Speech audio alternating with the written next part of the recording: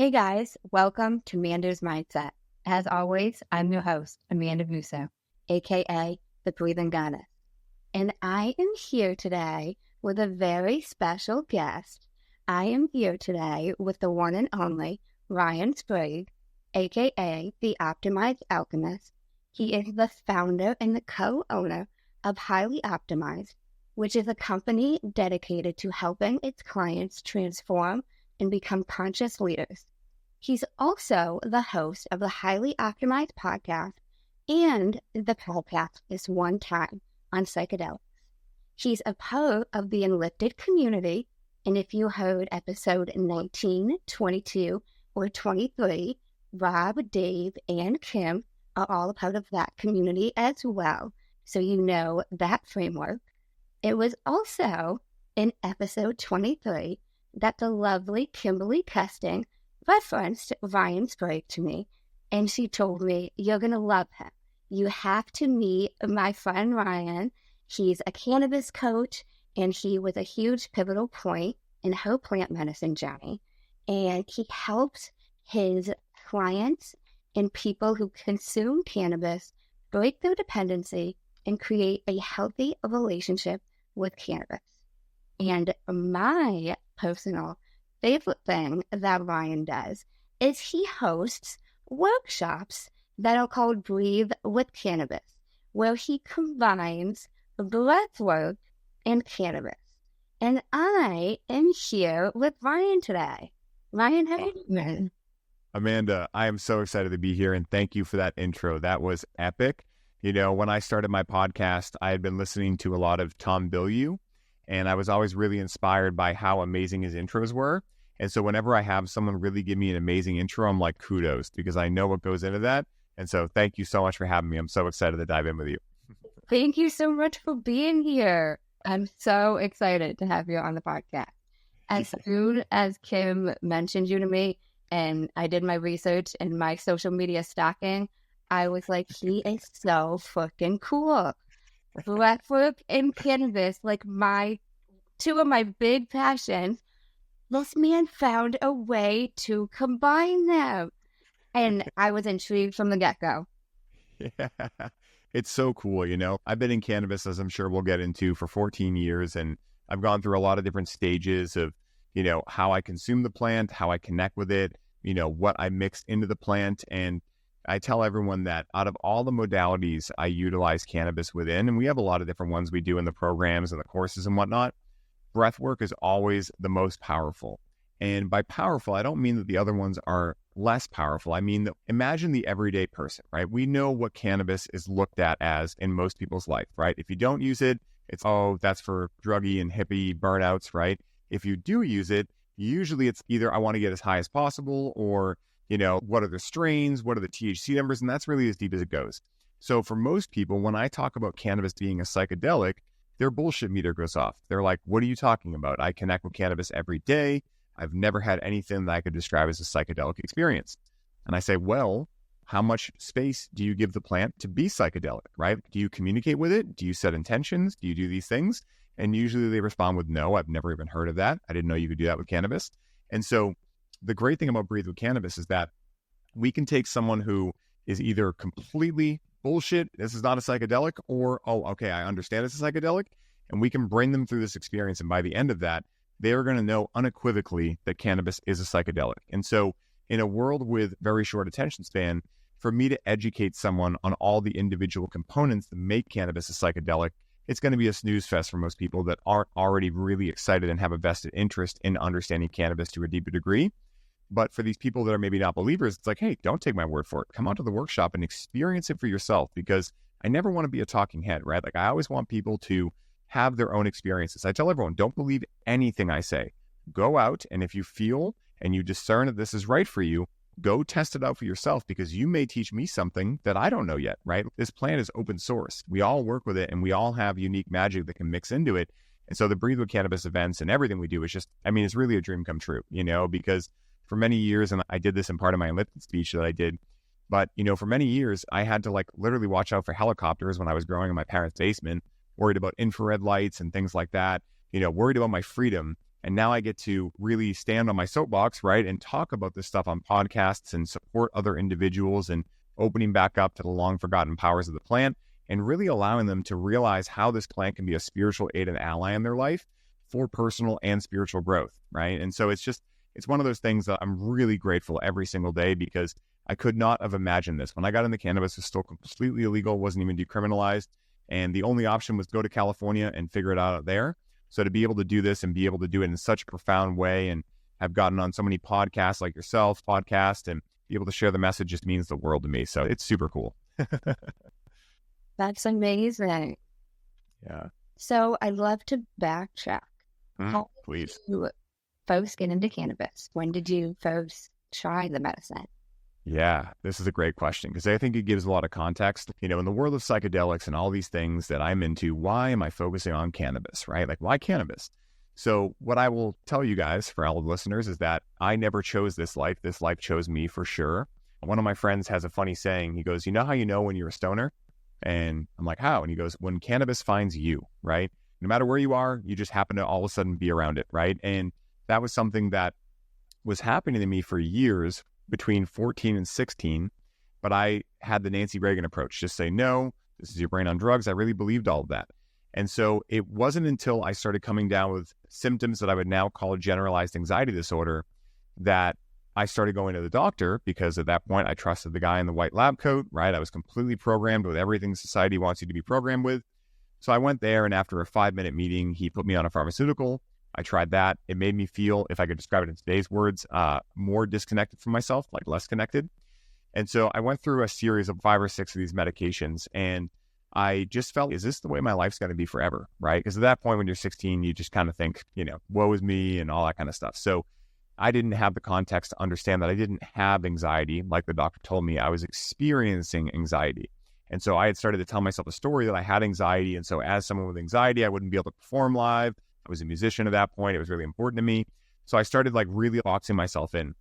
And one night, at the recommendation of a friend, which wasn't the first time this friend had recommended it, but finally I gave in and was like, you know what, screw it. What do I got to lose? Because he was like, hey man, I think I'm experiencing something like you with this, what I would now call anxiety. And he's, cannabis helps me chill out, and I was like, all right, let me try it. So I tried it a couple of times, and I kind of got an effect from it. And then the third time was the time that really hit for me. And I had an experience where I realized that I was not my thoughts. And in that moment, something shifted forever in me. And I realized that I didn't have anxiety. I was the one observing the experience of anxiety happening within me. Now, when I had this experience, I had no context for it. I had no idea what just happened, just something switched. So I mistakenly believed that cannabis had done this for me. So in order to keep having success like that, I would need more and more cannabis, because I never learned that this plant only illuminates what's already inside of you. I never learned that this plant's job is to illuminate these things, and then we must go take the action on that, right? So I ended up becoming very dependent on the plant, just like many people do, because I never got a user manual for not only the plant, but think of it this way: white bread is on the food pyramid in America, right? So we never got a user manual for anything in this human experience, except maybe taxes. And even then, the whole story is completely silly. So at a certain point, I get into school for psychology because I was, obsessed with the mind at that point. I was like, I want to figure out what's going on inside of me. At that point, I really thought the intellectual understanding was what I was craving and what I needed. So I go to the school on a very logical basis. This is what, is going to help me get a good job in the world, et cetera. So I go there. But one thing to know about me, Amanda, is I'm not a khakis and corporate type of person. And so when I got into school, I started realizing, well, I'm not going to wear khakis the rest of my life. So this degree is not really going to do a lot for me. And so at the same time, right around that, I had my mortality crisis. We talked a little bit about this before we hit record, but I woke up one day and was peeing blood. Had no idea why, a lot of blood. And so I ran to my dad, and he takes me to the hospital. And, my dad was another Nancy Reagan type person, just say no. We didn't really talk about it. So on the way there, he goes, Ryan, I got to know, are you doing drugs? I said, no, but I am connecting with a lot of cannabis. And I saw him have a sigh of relief out of the corner of my eye. And I thought that was kind of interesting because, we had never had the conversation, but I didn't suspect he was a proponent of cannabis. So we get to the hospital. I have my computer there because I was there for 4 days. So I'm showing him a lot of the research that I've been doing on cannabis. And to his credit, he was like, wow, I guess I just didn't know what I didn't know. I guess in the 70s and 80s, they had wrong information. So he realized at that point, hey man, this plant's helping you. You're showing up in your life. You're going to school. You have a plan for life. You're like, why would I not be a supporter in this, right? Like he knew what I went through with pharmaceuticals and whatnot. So from that point forward, it became a bonding point of my father and I. Was still living with my parents at that time. So he was like, hey man, like, why don't you just use cannabis at the house now? Like it's not a big deal, it's fine. So around this time, I go to the Boston Freedom Rally and I walk out of the subway tunnel and I hear a guy yelling, who wants to make butter with me? And for anyone who's maybe not from Boston, the Boston Freedom Rally, it was a much bigger deal before cannabis was legalized, but once a year in September, everyone comes out onto the commons and they all just connect with cannabis. And as long as you don't do anything too crazy, the cops won't, give you a razzle or anything. And so I heard this guy yelling, who wants to make butter with me? I go over to his little tent and he's giving me this flyer and I read it. And this is the first time I felt a fuck yes from my heart. Maybe some of your listeners know what that feeling's like. That feeling of, whoa, like something waking up inside of you. Because this flyer read, basic 8-week semester starting at this cannabis school, opening 5 minutes from my house. So I run home and I tell my dad, and I'm like, Dad, can you help me with tuition? I think it was like $500. And he goes, hey man, I'll do better than that. I'll go with you because I'm just curious to learn more about what you're into. Now, my dad was not a cannabis user. He didn't start using cannabis until later, and we'll get to that part of the story. But he was just really into everything I was into. And so we start going there together. That's when I start learning a lot more about the science, the medical, the pharmacology, the cultivation, the spiritual side of it. And I also was aware of this holistic health advocate that worked named Jeanette. And she helped me a lot when it came to holistic health principles, right? Apple cider vinegar, sprouts, sleep hygiene, things like that, the basics. I had been into exercise at that point. That was the first thing I got into, but that's when I really started getting into holistic health a lot too. So I'm going there and we're learning regenerative agriculture, Korean natural farming. And during this time, I ended up interning for the school. And one of my main roles was to support cancer patients in treating their cancer with cannabis. And so for anyone who's unaware of this, you can go on PubMed now. It was a lot harder to talk about this back in 2011, but you can go on PubMed now and find studies that are actually showing that THC can kill cancer cells. CBD can inhibit their growth. Now, the other cannabinoids, the rest of the plant, doesn't really get studied a lot, so who knows what the full spectrum effect of cannabis is. But one of the things I want to be very cautious with here and make sure I state is that I'm not saying that you can live a very shitty and unhealthy life, and then when you get cancer, you can just go, oh, well, cannabis will cure it. That's not what happened. Cannabis is a part of the holistic health puzzle that helps these people heal and cure their cancer.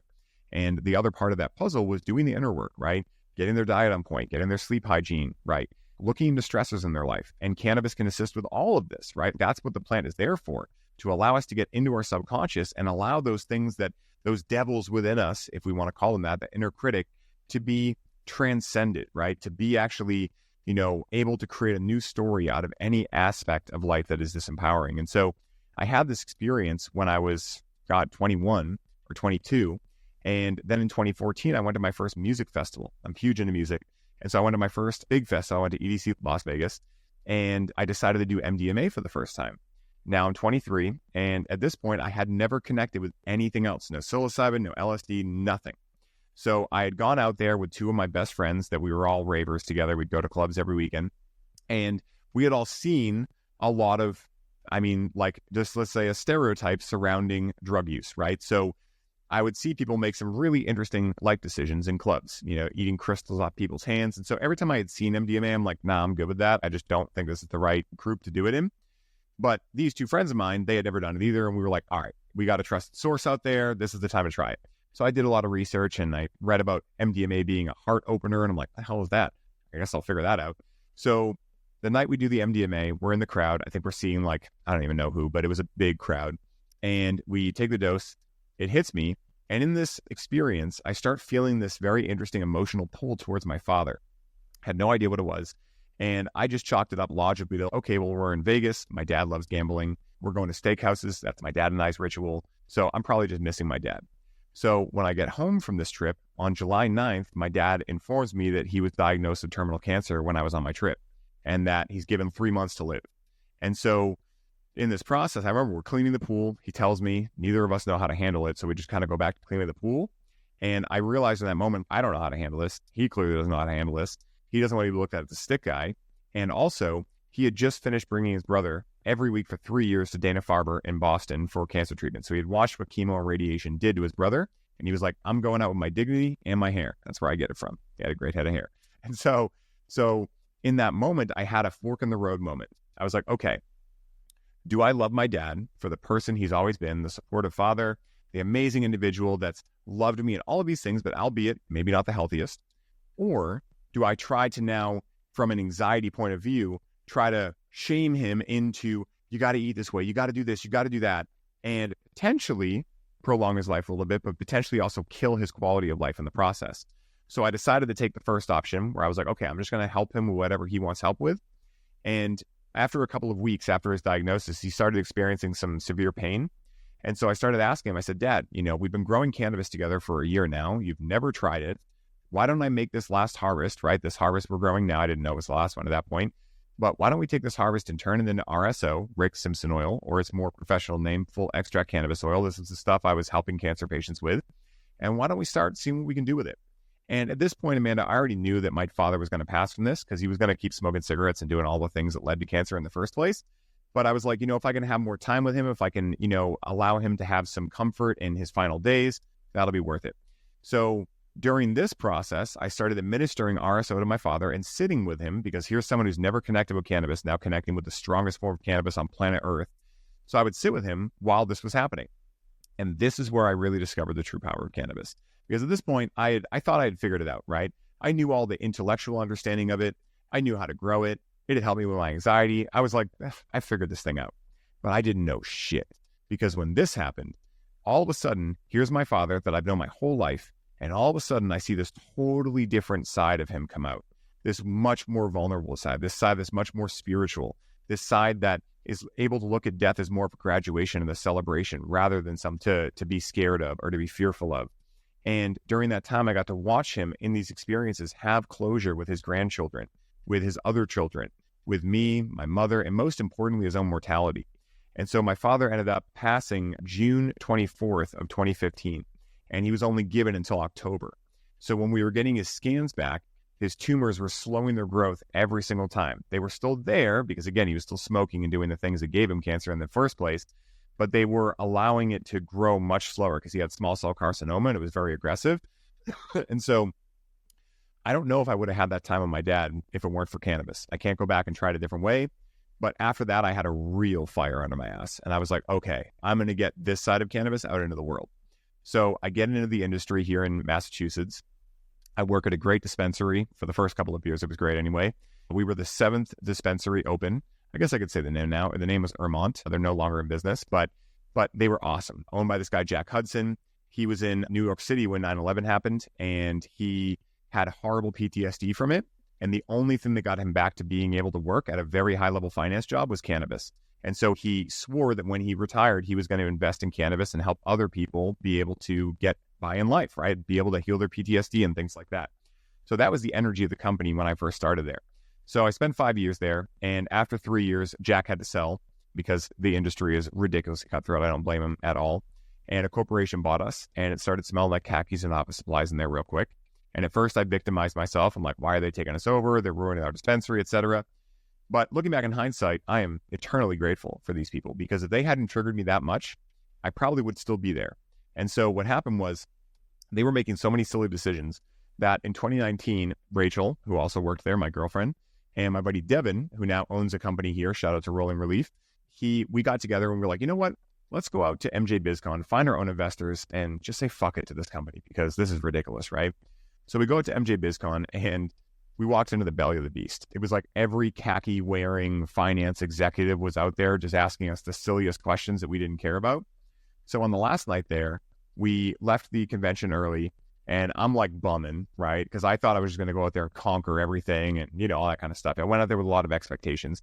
So I asked Rachel, I'm like, babe, it's our last night here. What do you want to do? And what I was figuring she'd say is something like get an early night in or figure out what we're going to do when we get back and we have to deal with this job. But she actually looked at me and said, do you want to take some Molly and his strip club? And I was like, my goodness. I was like, Q Best Girlfriend Ever award, Alex. But her and I had never gone to a strip club in my life, as innocent as that sounds. She had never either. So we were like, we don't know what to expect. We're in Vegas. Let's just try it out. So we take some MDMA, we go to the strip club, and we have a blast, right? We're just talking to the strippers. Like, at first they were so confused. They're like, do you want to lap dance? I'm like, no, like, what's your life plan? Like, tell me everything, right? And we're just like, it was so funny. We made so many friends in there. It was so much fun. And I was supposed to get us out of there by 4 a.m. Rachel was like, hey, can you just make sure that you keep track of time and get us out of 4? I'm like, yeah, babe, I got you. So I looked down at my phone at one point, pleasantly, expecting to be pleasantly surprised. And I see 7:28. And I'm like, yikes. So I tell Rachel, and she had been working on this extremely, you want to talk about khakis and boring, Amanda? She had been working on a 600-page application for a Chicago, Illinois dispensary. She had taken some side work. So she was dreading this, and she was planning on working on it on the plane on the next day. So now we realize, oh shit, we leave at noon. So like it's an hour from the hotel. We're going to have 2 hours of sleep. This is going to be code red area. So in that moment, I don't know if it was a heart open state, etc. But my pattern at that point was to try to get out of being in blame, right? So I would try to say, well, we were both having fun, or, I made an excuse or whatever, right? But in that moment, I just decided to say, yeah, babe, I messed this up. My bad. And it didn't seem like the type of thing that would be a life-changing epiphany, but something happened. And sometimes you fuck around and find out. And so what happened was the next day, I'm on the plane and I'm meditating because I barely slept. I'm meditating and I start having this connection to what I now know to be my soul. And I start asking, like, what the hell was that last night when I said that thing and I felt something shift in me? And what my soul responded with was, well, that's actually you taking accountability and ownership over your own emotions, right? And not laying the blame on something external. And in doing so, you were able to feel your emotions. And I was like, well, wait, I'm feeling emotions all the time. They're like, no, you feel certain emotions. You're okay with happiness and joy and these kind of things. But when was the last time you actually allowed yourself to cry or feel sad or anything? So I'm like, how does this happen, right? How did this happen? So my soul starts telling me, well, look at what you're doing every day, right? Look at how packed your calendar is. And then also look at what you do when you get home at night. You have all the frustration every day working at that job to make a change. And what do? You come home and you go, let's fucking forget about this. And you smoke cannabis. And so in that moment, I fall into the belief, oh my God, cannabis did this to me. Oh my God, I got to quit cannabis. So I come home, I quit cannabis for 3 months. And for the first month and a half, I really believed cannabis did this to me. And then I had my second epiphany where I was like, no, once again, the external world does not actually fix your internal, it's like backwards, right? And so what I realized was I'm the one putting this pipe or joint or vaporizer to my mouth. So I'm the one that led to this happening. And if I'm the one that led to it, I'm the only one that can lead me out of it. And so from that point, then I started to have this intuition of, well, I don't want to be abstaining from cannabis forever and fearful that I'm going to fall back into the same pattern, because that's not freedom either. The way here is to find a middle road, right? To be able to really discern if I'm coming from a calling or a craving. So what I did was I knew my pattern at that point was to numb out on weekdays because I was working at a job that wasn't fulfilling me. So I started only connecting with cannabis on weekends. And what I would do is during the week, I would keep track of all my triggers. And then on the weekend, I would make my intention to go directly into those triggers. And so during this time, like literally over this 6-week span that I started doing this after that break, I ended up leaving the job. I ended up starting my podcast. I ended up meeting Mark England. I ended up signing up for Unlifted. And all of a sudden, my life looked completely different within like literally 6 weeks. And so then the pandemic hits, right? I got all this time now. So I start taking all these different coaching certs and following the fun and using cannabis and utilizing it to tap me deeper into my purpose and all this stuff. And magic ensues. I mean, magic that I never even knew could have existed. I end up going out and meeting Paul Chek. I had done a couple of his courses before, met him very briefly, but I went to a workshop at his house, gifted him some of my homegrown cannabis. He freaks out and is, dude, I've been looking for you since you gifted me this last time in your HLC1 class. Let me get your number. I've never found anything like this. So I'm like, whoa, that's pretty wild. So I start talking to him and he really starts like calling me forward. He's, dude, are you like doing anything with this? Like you should really make a program or do something with this. So I end up through a series of, again, I could decouple this for another hour as well. But basically what happened was I end up with my business partner putting a cannabis program together after a retreat we hosted where we finally came to, okay, maybe we really are meant to make a cannabis program. What does that even do? What does it even look like? I couldn't find anything out there on this. It was just streaming through me. So we created Connect with Cannabis. I hit up Paul at his birthday party. I went to his 60th birthday party. And his response is, great, now hop on the show with me. And I'm like, oh my God. So now I'm going on Living 4D with Paul Chek. And I go on there. And at the end of the podcast, what I thought I was going to ask Paul was, do you have any other people you could connect me with? What actually came out of my mouth, though, was, could you connect me with Aubrey Marcus? And when I said it, I don't know where it came from. Like it was not the thought that was in my head. But when I said it, I thought I was going to projectile vomit all over Paul, which probably would have changed the dynamic of a relationship a little bit. But it was funny because he didn't even blink. Like, he was making a volcano bag. And he's like, yeah, man, I should be able to do that. He's, hey, I'll let you know though, Aubrey's not a big fan of cannabis. It's a big podcast to get on. It's hard to get on. He's, I'll do what I can. I'm like, yeah, dude, no worries. Like, in my head, I'm like, dude, I didn't even mean to ask that right now. So then I forget about it. And a week later or 2 weeks later, I'm on the phone with my friend Jane. And it's actually really funny. The meeting I just came from, Jane connected me to those people. So I met Jane at the dispensary years ago, and we just vibed really good. She's into all the same stuff I'm into. And so she called me one day to talk to me about a past life regression she had just done, where she remembered a lifetime where her and I learned to manifest in Atlantis. And I'm like, all right, Jane, I'm here for this. Let's go, right? So she says, Ryan, you still know how to do this. Look how you manifested meeting Paul Check, because I had always mentioned him when I was at the dispensary. The second she says his last name, I get a beep on my phone, and it's Paul Check. And I'm like, that's weird. So I answer it, and I'm like, hey, what's up? And he's like, hey, I thought I'd call you and celebrate. I'm like, oh, what are we celebrating? He's like, have you checked your email? I'm like, no. And he's like, you should go do that. So I go check my email, and it's Aubrey getting back to the message thread being like, hey, Paul, I'm in. Connect me with him. So then I end up flying down to Austin. I get Aubrey some of my cannabis, or his assistant, and I fly back home. 2 weeks later, I wake up to an email like this fucking long from Aubrey being like, dude, this is crazy. Same shit Paul said. I've tried cannabis my whole life.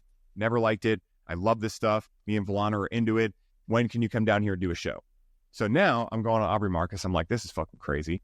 Then I go on there in 2022, and that's when things really got wild. And since then, we built the Conscious Cannabis Collective, which is now a 6-month mastermind with Connect with Cannabis, and also 2 newer courses that we're releasing in the next month. We have the Grow with Cannabis course. We have the Breathe with Cannabis thing. We have the Coach with Cannabis certification program. My Virgo-ness, I said I was going to get into it. Once, I can't leave one stone unturned. It's just the way my brain works. One of the earliest memories I have, and I said I was going to say this on the show, is when I was 6 years old, my mom informed me that a kid that I went to elementary school with, this kid, Andrew Marino, lived in the same neighborhood and could come over for a play date. And at this point in my life, like as a 6-year-old, I thought this was wild. I was like, wait, what? This kid exists more than just in school? So I remember there was a Saturday where I spent the entire day riding my bike on the driveway, right? We had a big driveway at my mom's house. So I still remember it was an orange bike with training wheels. I rode it every single inch of this driveway because in my head, I had this weird hypothetical conversation that was going to happen with this kid, Andrew, where he was going to say, wow, this is a really cool driveway.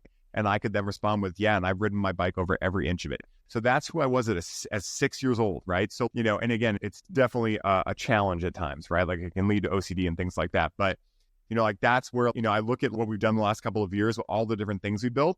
And I'm like, yeah, I feel attacked. That's definitely the pattern, but it's been so amazing. And, that's a little 411 on how I got to this screen today, Amanda, with you. Wow. Okay. There's a little bit in there, A little bit of everything in there. I want to backtrack a tad bit. Please. You mentioned about discovering that you could get into your subconscious with cannabis. How did you uncover? So this is a great question, and I'm really glad you asked this because I don't think I've ever been asked this specifically on a show before, so I'm like super eager to get into this. So, we all, I won't say we all, because that's binary language, but many of us that consume cannabis and connect with it can understand the idea of a idea, right? Something that comes from deep within or maybe external that hits you and it's like an epiphany, right? So what is happening there, right? Like, why do we get ideas? Why are people able to feel some sort of relief when they connect with cannabis? What's going on here? So I'm going to kind of articulate the whole scientific side, and then I'll get into how I first figured it out. So in our typical waking state of reality, we have things such as our ego and default mode network that have been being programmed since we were really 6, right? Like right around there is when it really starts, when the ego starts forming. And so what I want to make sure I say here is that you'll hear a lot of people saying, oh, people are programming you, things like that. Personally, for me, I just see adults being adults and trying their best and et cetera, right? So, no one's perfect. And so as we grow up, right, our parents also have distortions that they learn from their parents, that they learn from their parents, that they learn from society, things like that.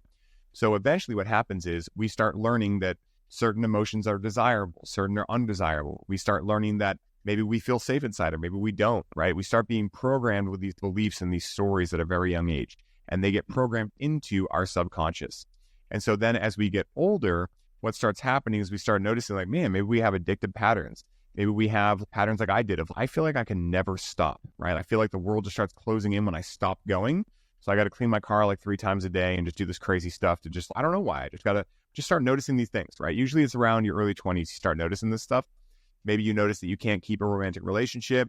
Maybe you notice that everyone ends in the same type of challenges, right? You start noticing these recurring themes in your life. So if you go into the medical model, they just try to numb this shit away. They're like, yeah, take an SSRI, things like that. And again, like for certain very individual people, those things can help for a certain amount of time. But I think the model of keeping people on them for their entire life is just completely ridiculous.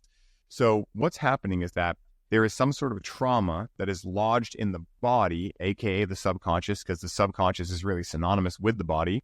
If you read Bester Vanderkolk's work, The Body Keeps the Score, they talk all about this, right? How we need to feel things in order to heal them, how our issues are stored in our tissues. And so you can really start creating this synonymization between the subconscious and the body. And so where cannabis comes into this, right, is that imagine you get a virus on your computer, right? What do we know about that? It's that if you're on a PC anyway, I'm not sure about the Mac people, but if you're on a PC, you can't really work on the virus while the computer is in its typical operating system. You got to go into safe mode, right? Kind of behind the veil to be able to work on removing that virus. And so it's the same thing when it comes to humans. You know, we have hypnosis. We have these things that do not include plant medicines that can do this. Now, why cannabis is so amazing in this, though, is that for many people, hypnosis doesn't work. You know, in order for hypnosis to really work, someone needs to be an avid meditator. Even if they don't know that, they need to be okay with being able to get into a theta brainwave state. And typically in our waking state, we're in a beta brainwave state, which is go.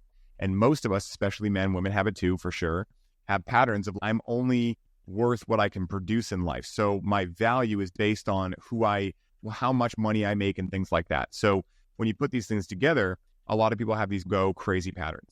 And so when you're in your beta brainwave state, then you go get hypnotized, it can be really hard for someone to go from that like full throttle, redlining gas pedal to the floor to like soft and calm. So this is where cannabis can be a great training wheel here, is that when you connect with cannabis, one of the things it does is it moves you from a beta brainwave state into alpha, which is the flow state, and then also theta, which is the doorway to the subconscious. That's why hypnosis utilizes theta brainwaves when they're hypnotizing people. And so when you actually know what to do with this state, you realize that when you connect with cannabis, the subconscious is front and center. And this is why a lot of people will say, oh, I can't consume cannabis. It makes me anxious or it makes me paranoid. It doesn't. People just fail to understand what cannabis, how it actually works and what it's meant to do. It's meant to move the ego and default mode network away, get you into safe mode so you can actually see what the fuck is crawling around in there. But what happens is people don't know that because they've never gotten a user manual for the plant. One doesn't exist yet, right? So because of that, they get into this state, an altered state, and all of a sudden they externalize their power and say, oh, cannabis makes me these things, right? And so how I started figuring this out was, well, I mean, it was, I looking back in history, I could call it out a lot of times, but when I really started noticing it was when I started mixing cannabis into meditation. Because I had started the Enlifted program at this point. This is right when like the break started happening, when I took that 3-month break. And when I came back, like I said, I was connecting on weekends. I was much more intentional. I would create ceremonial structures. And I found that meditation was like unbelievably easy to do when you were connecting with cannabis. I found a lot of things to be very easy. Cold exposure is much easier. We teach that in the program, things like that. But it was when I first started meditating with the plant. One of the things that I noticed in me was that it was really hard for me to actually express emotion, right? Like I was part of that story that came up when my soul spoke to me. So I had realized like, man, even if my father passed away, like I never really cried or anything. So what I started noticing was in these meditations, all of a sudden I would have emotions come up. I would start crying. I would start laughing. I would start having these experiences where I would remember what it felt like to be a kid, where like you could be really upset, right? You didn't get a candy bar at the store or something, and you were tantruming, you were going crazy, and you didn't get the candy bar, but eventually you were cried out and you were just happy again. Like it all came back to me. I was like, oh my God, it's that simple. Doesn't mean it's easy because we have this very complex, brain and mind that tries to make sense out of everything and put stories onto it, but it can be that simple. And so then I started wondering, well, what else can you do with cannabis? And that's when I started diving into breathwork with cannabis, which you want to talk about being able to enter gamma waves, which are like very transcendental. Dude, like when we do breathe with cannabis, people come back almost every single workshop. I hear at least 2 or 3 people say it, that this was stronger than ayahuasca for them. And the reason is because why cannabis, in my opinion, is the people's plant is because, yes, these other plant medicines, they can get you into a subconscious state. And I love these medicines. I'm not here to say cannabis is better or that you should do cannabis over them, whatever. But I believe cannabis has a seat at the table because many people, most people, I would argue, do not have the resources and or the time to go down to the jungle for a week and do ayahuasca and spend a month integrating after. They maybe don't have a connection to find psilocybin, right? They may be elderly, maybe they're older, they don't have these connects. They put themselves at risk trying to go find them. So cannabis is already this plant that's mostly legalized everywhere. You can actually buy it legally online right now by looking up THCA flower. So even if you live in an illegal state, you're buying hemp flower. There's a loophole in the hemp law for anyone who doesn't know this, and you live in an illegal state, you can legally buy hemp because hemp is federally legal, and you can have it shipped right to your door. THCA flower. It's literally cannabis. So like now anyone, you can grow it in your backyard too. So now anyone can learn how to work with this plant. And this is why I call it the people's plant, because you could be, let's say you're a mom of 4, right? And you're starting to feel like maybe you're stuck somewhere and you can't really figure it out from the same level of thinking that created the issue. What you could do is you could have your kids right around you. You could put a movie on and say, hey guys, I'm going to take a nap in this seat right over here, but I'll be right here. You could eat a 5 milligram edible or take a couple of tokes, go underneath into the veil, have some headphones on. And if your kids need you, they can just tap you. You can come right out of the experience, go help them and go right back into the experience. Try doing that on 5 grams of mushrooms. It's pretty dangerous, right? And pretty hard, honestly. It's just hard. It's not really dangerous, but it's challenging. And so, again, when you think about all these things, like this is really why I feel that when we look at the mental health crisis going on right now, and we look at the psychedelic community and we look at cannabis, et cetera, I really feel cannabis could be such an integral piece of helping people come back to what they truly are and start to really release this trauma, start to release the weight they're carrying so they can open up and usher in their next level of evolution into the best versions of themselves. And so that's how it works in the subconscious. And that's how I figured it out too. That's amazing. Yeah. So you kind of touched upon that, but I'm curious how you first discovered and lifted, or how discovered you. Yeah, this is actually a really funny story too. So this is another one of those things that I think back to in time, and I'm like, man, my soul knew the whole time, And when I first got into listening to podcasts, once again, my vergoness went crazy, and I would listen to 5 podcasts a day. I wouldn't integrate them the right way. Like, I'm not telling anyone to go do that unless you have an integration method, but I was just running through podcasts. And the one podcast I found in the beginning that I really liked was called the Positive Head Podcast, hosted by this guy, Brandon Beecham. And so Rachel and I both got into it, and we were working at the dispensary at this time. And I remember there was one day we were working in cultivation. So we're around probably 2,000 or 3,000 plants, huge facility. And so what we would do is we would meet up in the middle. We would go, all right, what podcast do you want to listen to? We would hit play at the same time, and then we would go do our rounds, and we'd come together. Oh my God, did you hear this? Oh my God, right? So one day we listened to this episode with this guy, Mark England, and we both loved it. I remember being like, oh my God, this is so cool. Like, it landed for me. Some of this esoteric stuff, like sometimes you got to listen to it a bunch of times, and sometimes it's just not really like tangible. Mark made it very tangible. It was very esoteric, but it was very applicable to everyday life. So it stuck with me. And so when I was going through that 3-month break, I didn't mention this part before because there's so many little details in it, but as soon as I took that break, I started going through a Kundalini awakening. And this has happened multiple times after MDMA. We can get into MDMA in a more informative manner if you want to, and what I found with that medicine. But basically, I went through what I now know to be a Kundalini awakening. And for 2 weeks, I was just in this pure state of love, crying at everything, just like life is so beautiful. I remember I was like making snow angels and like putting pictures up like, snow is beautiful, even though I'm not a big fan of the cold, right? So just this moment of everything is happening for me. Everything's working out. I'm exactly where I need to be, just like in that complete peace state.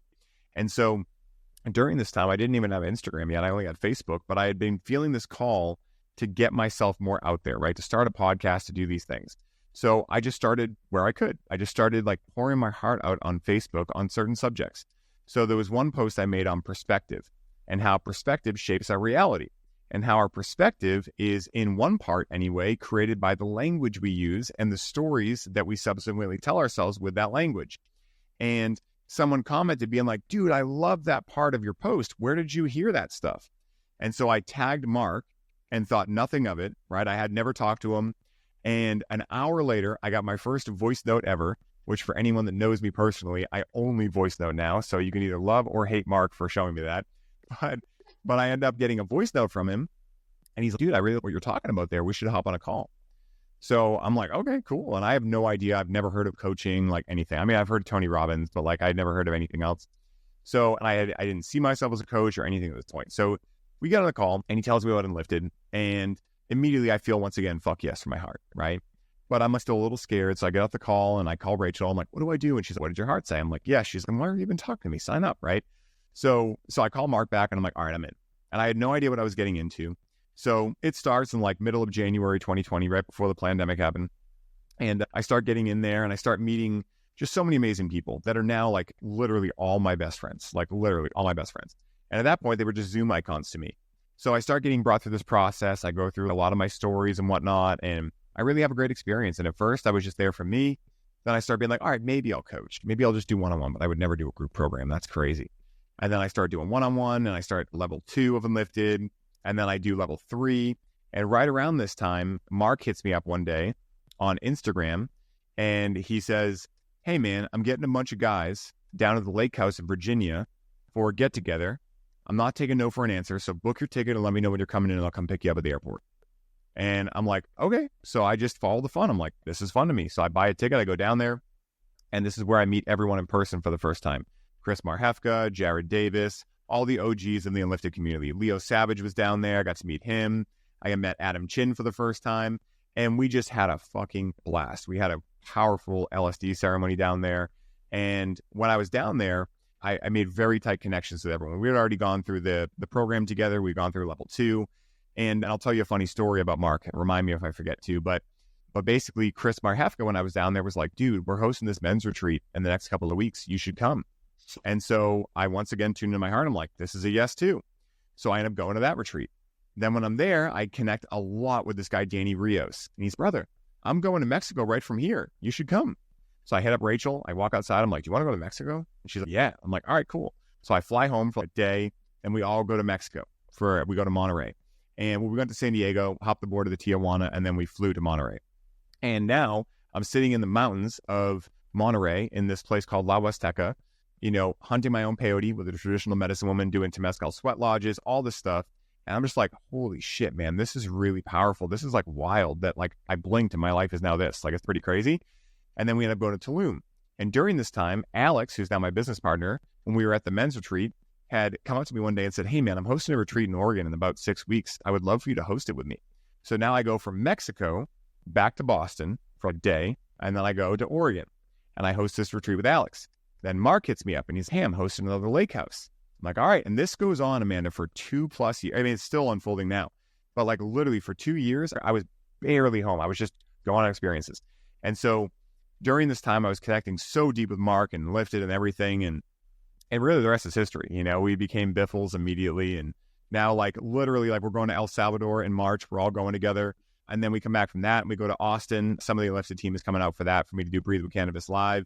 And then I go back to Virginia right after that to host a little ceremony for my friend Hallie Lifson and my friend Kristen's house, who are also all Lifted coaches. So it's like my whole community now is like that. And to tell you the kind of person Mark is the fucking best, first of all. He's just awesome. But when I was first starting the Highly Optimized podcast, I had just started the Lifted, and he was episode 6. I invited him on, and he was like, of course, man, I'll totally come on. So I had made a mention to him. I was like, hey, man, if you know anyone that could be a good guest. And he was like, yeah, I'll see what I can do. So we get into level 2, and one day I wake up to a metric fuck ton of notifications. Now, at this point, level 2 was like 40 people, right? When you go through level 1, this was the first round of level 2, so it's big. I don't think it's that big anymore. But when you go through level 1, it was like 8 to 10 people. And then level 2, all of a sudden now I'm with all the people that like I had heard about, like Ben Joy and Chris and all these people, right? I had just heard about them at this point because a lot of people that were in Lifted, right, in group 4 that I went through, they all knew each other. Like I was kind of coming in at like this like interesting point, right? Where like Mark had been living in California with Bloodso and like all these people, right? So I'd heard about like Stone Coach, Training Camp for the Soul, all this stuff. So a lot of people that I was in level 2 with were like people I looked up to very heavily. Like Chris was running Training Camp for the Soul. Bloodso was in there, Mike Bloodso. Mike Salemi, who is very good friends with Paul Chek, who like Paul's my idol. So like when I got in there, I was like, oh my God, this is like pretty wild, because I had listened to Mike Salemi's episodes. And so come to find out, Mark had made a post in the Level 2 Slack community. They were on Slack back then. And he had said, hey, if any of you want to graduate Level 2, you have to go on the Highly Optimized podcast. And so all of a sudden I wake up and I got 40 people that reached out to me, people that I've looked up to for years, right? Being like, hey man, I got to get in your show. Let's make some magic. So that literally, I was doing sometimes 6 to 8 episodes a week. Just that was all I had going at that point. I wasn't coaching it or anything. So that's how I met Mark. That's the kind of individual Mark is. He's family to me, and I cannot recommend Enlifted enough. They're just amazing. They do it so right. Like, I've been a part of so many certifications, and again, they've been great, right? They've done what they were meant to do. They taught me a skill, but Enlifted is a family. It's way more than just a modality. You know, it's such a amazing try to be a part of people that really are just open books, so supportive of one another, and fucking fun. Like, we have so much fun. I mean, like, Mark had his birthday party this year at the farmhouse, and we had a fucking blast. We were swimming in the river. Pierre, our little French bulldog, decided to go in a mud bath. It's just like the most fun. Mark had this guy come out he used to be in the Marines. And so Mark's a big gun guy, Virginia, of course. And so he had the guy come out with fully automatic weapons that were legal because he has a federal license for them. And we were shooting off. I mean, it was awesome. It was just so fucking cool. Like, just the kind of stuff that you all just laugh about so hard. And that's the thing that, you know, when I was down in Virginia for New Year's, me and Adam Chin were besties now. And we were talking about the fact that, think about how many billionaires in the world will never taste what we're experiencing right now. The level of connection, the level of support, true friendship. I really think that connection is the hottest commodity in the shortest supply. And I think many people have never experienced it and maybe never will experience it. And so I am beyond grateful that my path has led me to so many amazing people just like yourself, right? That, you know, really want to dive into the nitty gritty, want to support each other, want to bring light to the world, want to light up the world together. It's everything to me. So that's how I met Mark. No, that's beautiful. And Yeah. I'm not even a certified Enlifted coach, and I can tell that the family is very powerful. And Yeah. community aspect of them, everybody I have spoken with in the Enlifted community has been so friendly, like overwhelmingly friendly. And you don't always see that nowadays, you know?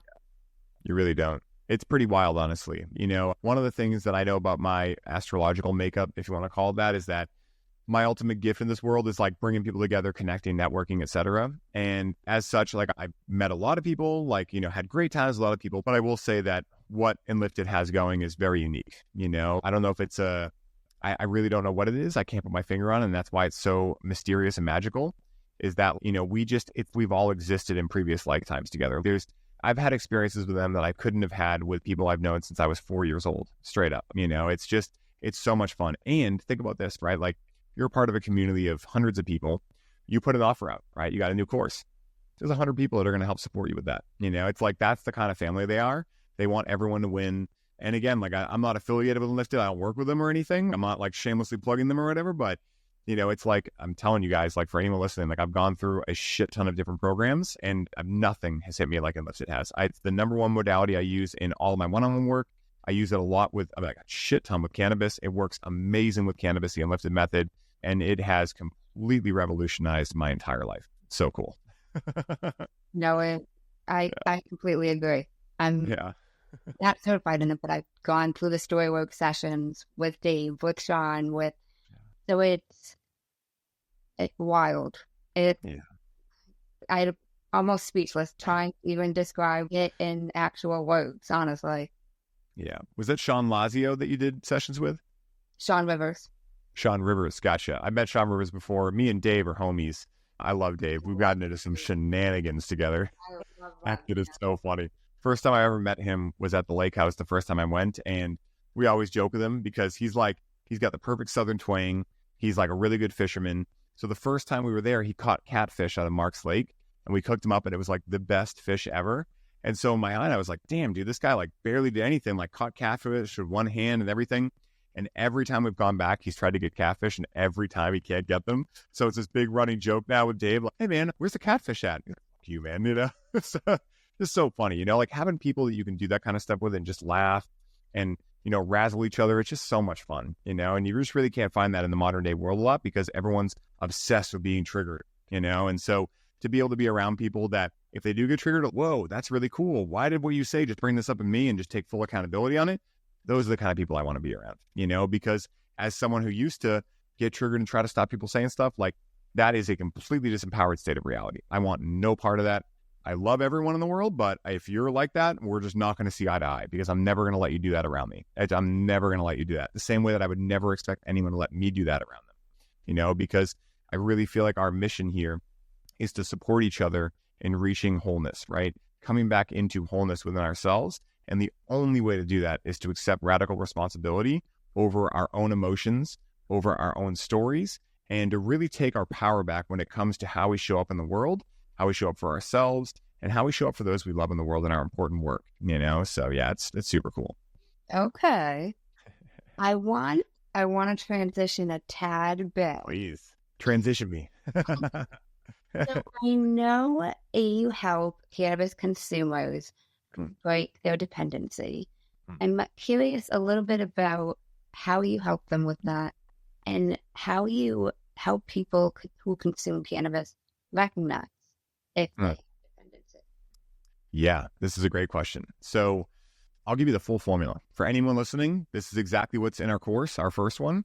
You can take this and you can run with it, right? So here's the first step. So when someone comes to me, I take a very Buddhist type of view on this. And what I do is I go, okay, so if someone is saying, I have a problem with cannabis, we could switch that problem to an opportunity and do enlisted stuff. But for sake of conversation, let's say they really believe they have a problem with cannabis.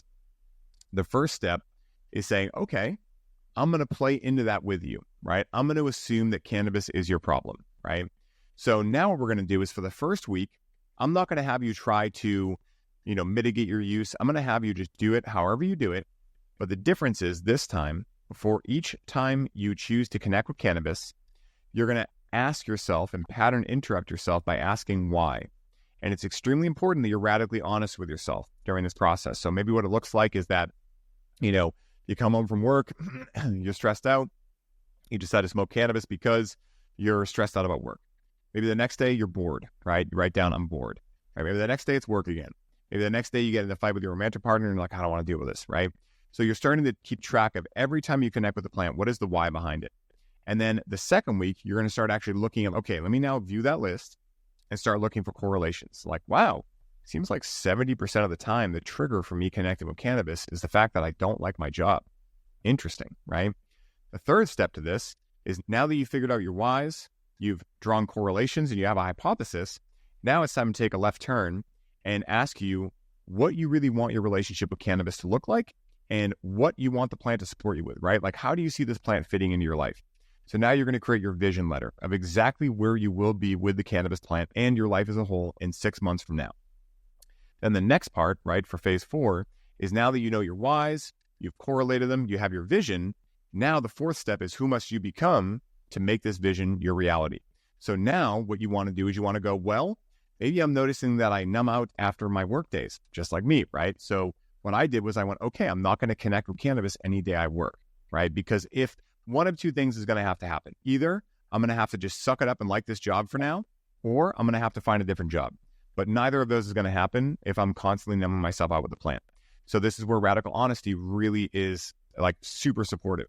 And this is why, like, I'll tell everyone, even though I'm telling you guys this right now, the people I know that get the best results of this have the most support. That's why we don't have things out as just courses. We always do them as programs because it sounds simple in theory, right? Oh, great. But you're going to have a lot of shadow stuff come up during this process. So now you're going to build out your structure. Okay, let's say I'm going to use me as an example. Okay, so now I know that I'm not going to connect with cannabis on weekdays based on my past patterns. I'm going to do it on weekends. I'm going to come back with all the things Ryan teaches, intention, ceremony, integration, etc. But now the thing is, okay, well, if we understand that cannabis was never your problem, right? It was never the problem. It was just the sign that showed you there was a problem because the coping strategy that you're coping with is not the actual issue, right? Like it's the thing that shows you there is something going on. And so now at this stage, we want to start really figuring out like, how can we get the 4 doctors in check, right? So Paul Chek's system is the 4 doctors, right? So it's Dr. Diet, pretty self-explanatory. Dr. Quiet, right? How much time and space do you have in your life? Dr. Movement, how often you move your body? And Dr. Happy, what do you do every day to make yourself happy? So we bring our clients through like, all right, you're not only going to build your structure for your relationship with cannabis, this is really about your relationship with yourself, because anything external, any relationship external to you is only reflective of your relationship to yourself. So if you're using cannabis, guess what? You're probably using yourself in many ways too, right? This is why I tell everyone, like, looking at this one microcosm in your life, you can figure out every single pattern in your life, straight up. And I know that might seem crazy, but if you understand Hermetic law and Hermetic teachings, when you understand the law of correspondence, it states as within, so without, as above, so below. Many people have heard that. I don't know if anyone understands what it means, right? It means that if I get triggered, it's not them, it's me. And that's why I know when people tell me they know Hermetics and then they get triggered at things, I'm like, you don't get it, right? Like, you might intellectually understand it, but you haven't embodied it. And so we then have them build up their morning and nighttime rituals. When are you going to meditate? When are you going to do breath work? We have a whole list of things they can pick from. We always tell people, follow the fun, right? What seems fun to you? I want to get up and take a walk with my dog. Cool. That's awesome. Have a ritual practice every single day in the morning to cultivate energy, and at the end of the day to wind down, so that your sleep hygiene's on point, so that you're able to really show up for yourself, and so that you feel confident in yourself. Because a big part of numbing out with cannabis for a lot of people is that they feel sick, they feel tired, they don't have energy, etc. And so cannabis is supplying them with this. But again, the same way that if you need 5 coffees every day, it's not the coffee's your issue. It's that you have something going on in your nervous system. You're probably very upregulated. You maybe have adrenal fatigue. You're maybe facing burnout. So that's what I bring people through. That's our first course, Clarity with Cannabis, right there, is we get people really clear on what are the actual problems in your life. And then the rest of the container is us having them actually experience with cannabis, bringing stuff to the surface, and then me helping coach them through how to not only move through that trauma, but be able to actually implement it into their daily life, right? So maybe they start realizing, I really don't like my job. Cool. What are you going to do about that? And when are you going to do it, right? Can I check in with you on that date? Awesome. I can help you strategize what you want to do. If you want to start a business, awesome. I can talk to you about funding and getting the LLC started and things like that. But let's actually go out there and do this stuff, you know? And so that's exactly what we do. And what I would tell people is, if you want to know if you're dependent on cannabis, ask yourself this: can you take 3 days off in a row of it easily? Can you take 3 days off?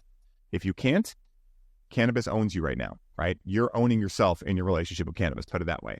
You know, and so again, think of it this way. I always use the romantic relationship analogy because I think it, you know, it drives home for a lot of people. And so if you are codependent in your relationship, right? If I was all over Rachel 24/7 saying, babe, can you cook all my meals for me? Babe, can you help me like wash the sheets? Babe, can you help me do my laundry? She'd be like, what the fuck, man? This is not like making me want to be with you at all. This is, you're showing me that like you think of me as your mother or something weird, right? So with cannabis, if you're always going to the plant saying, fix me, heal me, numb me out, I can't deal with life, etc., the plant, because it's a feminine plant, is going to be like, I don't really know how much I can show you. You're not really doing anything to uphold your end of the bargain. And you're probably blaming me too every time you don't have an experience that goes your way because you didn't do your due diligence to look into your nervous system and figure out what the hell's going on before you just choose to randomly unconsciously connect with the plant. So when you actually can take 3 days off, you know that you're in a power couple dynamic, right? That you don't need the plant, but the plant has a part of your life. The same way that I don't need Rachel, Rachel doesn't need me. We choose to be with each other. And choice is way better than need, right? Like when someone needs you, it might sound nice in a Hallmark movie, but you know, when someone needs you to live their life, it could be a very challenging relationship dynamic to be in. When we know, like Rachel and I know that every day we wake up and consciously choose each other every day. And that's the type of relationship I want to have with every single person in my life, including with my substances, my medicines, etc., because that's the only way to make sure that I can actually handle the great responsibility that comes along with the great power these plants have to offer us. Wow. No, I completely agree. I love all the analogies and the comparison. No, I really do. I'm somebody who's very visual, so it helps me relate even more so. Oh, I'm so glad you said that, because the universe, I don't know why, maybe your brain's built similar, but it just, I like analogies so much. I feel like they bring things home, and for some reason, the universe always just drops things down the mail slot of like analogies. So I love that you're an analogy person too. I'm the same way. In quotes, people say something and I'll be like, have you heard this quote? I've seen a meme that said something like, yeah. It's so funny. My other thing is quotes too. Like I could rattle off a million different quotes. So we see eye to eye on that. Analogies and quotes, the way of the future. Virgo-ness. Maybe it's the Virgo-ness. Yeah, I'll blame it on the Virgo-ness. So I'm curious what you see as some of the top challenges with people who use cannabis. Yeah, so a couple of the challenges, like I'll go on kind of like a more typical route first, and then I'll dive into what I think is really going on. So number one, dependency, right? Like number one is always dependency. Because none of us ever got a user manual for cannabis or emotions or anything, really, like I mentioned earlier, I think a lot of people, like if we look at our society, what does our society really value people on? How much they can produce. So we're taught from an early age, like you're going to grade school so you can go to college. You're going to college so you can get a job. You're getting a job so you can buy a house. You're buying a house so you can have a family. There's always like something to go do. And so at a certain point, people start feeling out of touch with the rhythm of nature, right? Because we're not meant to be going all the time. And so what starts happening is because of that, because of other traumas, etc., they start seeking out external feelings of comfort. And they don't realize that they can actually learn to supply themselves with these feelings of comfort.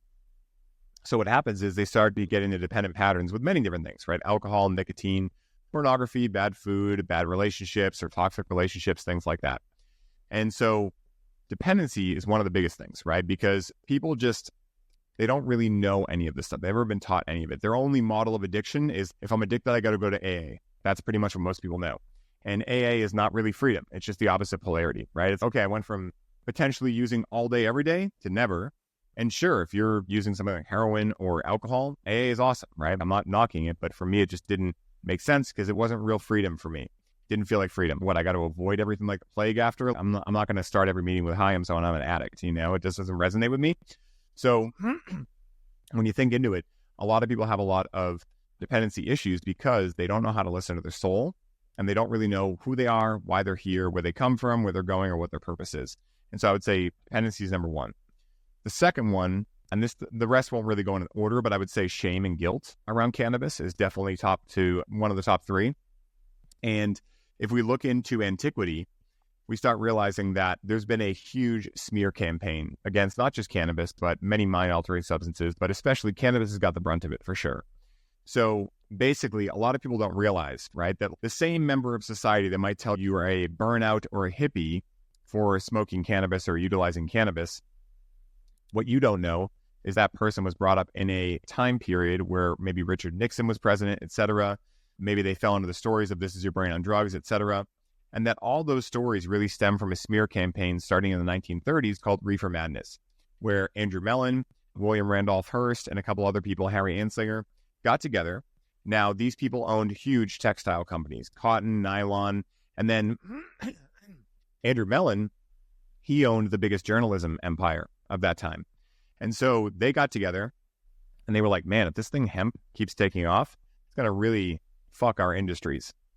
And so they were like, well, why don't we invent this story that there's this new plant coming over the border called marijuana, and that Mexican men are coming over the border and raping white women with this plant called marijuana. And so they enacted the story. And that's what really started this whole smear campaign. That's why many people that are listening, maybe your parents don't like cannabis, whether they realize it or not, that's why, straight up. That got into why people, if you look into the movies and things like that cannabis is shown in, even in the modern day, right? Like when someone's using cannabis, it's usually their life isn't going the way they want it to, or they're not showing up for their life. There's never any examples of someone who utilizes cannabis and changes the world, when in reality, most of the people that have changed the world have been psychedelic proponents. Sorry, not sorry, which is one of those things that can be a red pill to swallow for a lot of people. So the shame and guilt aspect is a big aspect of it too. And then I would say for number three, not knowing how to find high quality medicine. So many people think that high quality cannabis is how much THC is in it and what it looks like. And so one of the things that I teach people right at the bat is that the most important aspect of the medicine you consume is who grew that medicine and what energetic state were they in when they grew the medicine. And so when you look into, this is one of those qualitative aspects of life that is not easily measured. And it's because we're in a very scientific materialism society right now. A lot of people are always saying, show me the science, right? Show me the science. If I can't see it with my eyes, it doesn't exist, etc. Not realizing that most of science these days is bought and paid for by companies with vested interests. But basically, if you're not aware of that, what can end up happening is that basically you end up finding medicine, or you end up utilizing medicine that was grown with chemical salt nutrients, grown under grow lights that did not have some type of EMF mitigation. And basically, like, you end up feeling, man, this medicine, if you're even aware enough to feel it, most people aren't, this medicine has a lot of buzziness in it. It's very high strung. It's traumatized in a way. And it's the same way that, many people understand this now. If you're, got a frog in my throat, sorry, but if you're connecting with meat that was raised in an industrial setup, first of all, it's horrible to be a part of any part of that. It's absolutely terrible. But you're interacting with meat that was grown in a very stressful and toxic environment. And then you're eating that and it's getting uploaded into your being. And so plants are very similar, right? Plants have a biofield just like humans do. And all of these EMFs, these radio waves, and the energy around us, it starts messing with their biofield, because another term for the biofield is aura, right? So we think about our biofield or aura. In this biofield and aura are a collection of invisible frequencies that allow our body to know how to be healthy, right? So there's a frequency in there that reminds our liver how to be a liver, our kidney how to be a kidney, all these different things. So you feel like you have all these frequencies here, and the healthier you are, the more clear that frequency is able to be seen by your body and able to be remembered. And so one of the things that happens with EMFs, radio waves, and with emotions as well, this frog will not go away, sorry. But one of the things that will happen is basically these EMFs, the radio waves, etc., they will start interacting with the biofield and creating interference. And so if you want to look into this, for anyone listening, like, biogeometry is the sector to look into this. They have all the science behind this. So basically what happens is, like, Ibrahim Karim, the guy that founded biogeometry, he states all the time that there will be a tipping point. There'll be a point where there's so many frequencies in our environment that the biofield just falls apart. It just forgets how to be a human being, a plant, etc. And life as we know it will cease to exist in the way we know it. And so when you're wearing things like biogeometric pendants, when you're using certain geometrical structures in your grow environments, things like that, you can still grow with grow lights. You can still have these things around, but at the same time, you'll be protecting the plant's environment, because these systems, what they do is they harmonize the energetic frequencies coming from Wi-Fi, radio waves. They even harmonize emotion. And so when you're able to do that, you're able to have your cake and eat it too. So I'm not a big fan of saying, oh, technology's ruining us. No, I mean, it's just, we got to be smart with it, right? We got to figure out how we actually can utilize it. And so what I tell everyone is grow your own if you can. The best way to connect with cannabis is to form a relationship where you actually cultivate the plant, because there's so much that cultivating a plant can teach you about your life. When a plant is a seedling, you got to be really careful with it. It's fragile, right? It's very new. You don't know what the expression of it's going to be. You got to give it very intimate care. When it's in the flowering stage, that stem is like this thick. You can be a little rougher with it, right? So where in your life right now are you a seedling? And are you treating yourself like a full-grown plant, right? Are you shaming yourself without having all the answers, right? There's all these things that in the Grow with Cannabis course, we go into all that. We call it Grow with Cannabis because we want you to grow alongside your cannabis. And so these kind of things that you can like philosophize into can really support you, and not just your relationship with cannabis, because that really doesn't matter. It's your relationship to self that the cannabis plant can bring you more in touch with. So I would say top three things are dependency, shame and guilt, and being able to find high quality medicine. 100%. First of all, first thing I want to say is you're not alone. Many people, including myself, have had this happen. And at the end of the day, realize that I'm not going to tell you like, fuck them or anything like that, because that's not love either. What I will tell you is, hold them in compassion. Some of your parents, maybe they did have friends that never went anywhere in life. Maybe they had friends that fell into addiction. Maybe they're really stuck in the story that this society has portrayed. And so we can give them compassion. But at the same time, I don't mean to sympathize with them, right? You can say, hey, I respect the fact that maybe you've had experiences in your life that have led you to believe that me interacting with cannabis is going to be a detriment. But at the same time, I want you to respect my own decision-making in life. And at the end of the day, someone who really loves you, well, okay, I might not get it, but I choose to love you and let you do you, right? And the people that don't do that, well, they probably weren't meant to be in your life anyway for very long. Because at the end of the day, someone who hears that and says no to that, let me ask you, what are the results they're getting in their life? What does their life look like? Do you want your life to look like that? Chances are they're bitter. Chances are they're the one blaming reality for why they feel the way they feel, blaming everything except themselves for why their life looks the way they feel. And so at the end of the day, like the best advice I ever got was, in today's world where everyone's renting fake Lamborghinis to try to get you to be a sales coach with them and all these kind of things, what's the only way to know who to listen to, who to spend your valuable time on, well, look at the results they're getting in life. Results don't lie. That's why, like, to give this example, the last 3 years, when I looked at the people telling us to do certain things, I was like, yeah, fat chance. Look at you. You're fat, sick, and unhealthy. Like, why would I listen to you about health? That doesn't make any sense, And so, again, like, if someone is telling you, for instance, I have family members that have never connected with cannabis that try to tell me cannabis is bad. I'm like, cool. How many times have you connected with it? Well, I would never. I'm like, well, how do you know? Well, so-and-so told me. Cool. So you're repeating what someone else told you. That's not the life I want. I want to go experience things for myself. But if I touch a hot stove every once in a while, cool. But that's the way I want to live my life. And so that's what I would say is be compassionate, hold your boundary, say, hey, I love you, and I'm going to still do what I want to do. But at the end of the day, like, if someone is not resonant with that, be okay with having you guys part your ways at this time. Make sure that you're staying true to you. This plant has been utilized in spiritual practice for over 10,000 years. We have an endocannabinoid system that just so happens that the phytocannabinoids found in the cannabis plant, THC, CBD, etc., fit directly into the receptor sites that our body creates endogenous cannabinoids to fit into.